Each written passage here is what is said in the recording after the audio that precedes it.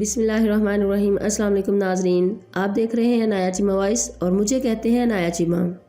ناظرین، عنایہ چیمہ وائس میں ایک نئی سٹوری کے ساتھ خوش آمدید۔ امید کرتی ہوں کہ آپ سب خیریت سے ہوں گے، تو چلیے بڑھتے ہیں سٹوری کی طرف۔ ایک بادشاہ کے سامنے کسی عالم نے یہ مسئلہ بیان کیا کہ زانی کے عمل کا قرض اس کی اولاد یا اس کے اہل خانہ میں سے کسی نہ کسی کو چکانا پڑتا ہے۔ اس بادشاہ نے سوچا کہ میں اس کا تجربہ کرتا ہوں۔ اس کی بیٹی حسن و جمال میں بے مثال تھی۔ اس نے شہزادی کو بلا کر کہا کہ عام سادہ کپڑا پہن کر اکیلی بازار میں جاؤ، اپنے چہرے کو کھلا رکھو اور لوگ تمہارے ساتھ جو معاملہ کریں وہ ہو بہو مجھے آ کر بتاؤ۔ شہزادی نے بازار کا چکر لگایا، مگر جو غیر محرم شخص اس کی طرف دیکھتا وہ شرم و حیا سے نگاہیں جھکا لیتا۔ کسی مرد نے اس شہزادی کے حسن و جمال کی طرف دھیان ہی نہیں دیا۔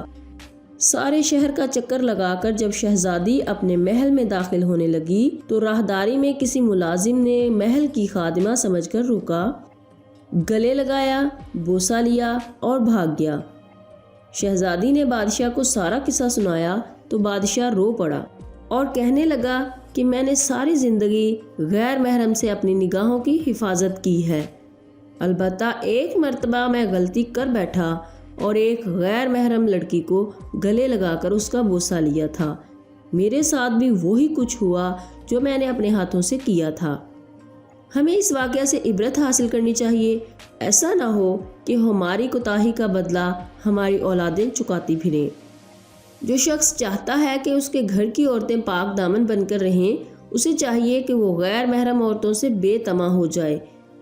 اسی طرح جو عورتیں چاہتی ہیں کہ ہمارے خاوند نیکوکاری کی زندگی گزاریں، بے حیائی والے کاموں کو چھوڑ دیں، انہیں چاہیے کہ وہ غیر محرم مردوں کی طرف نظر اٹھانا بھی چھوڑ دیں تاکہ پاک دامنی کا بدلہ پاک دامنی کی صورت میں مل جائے۔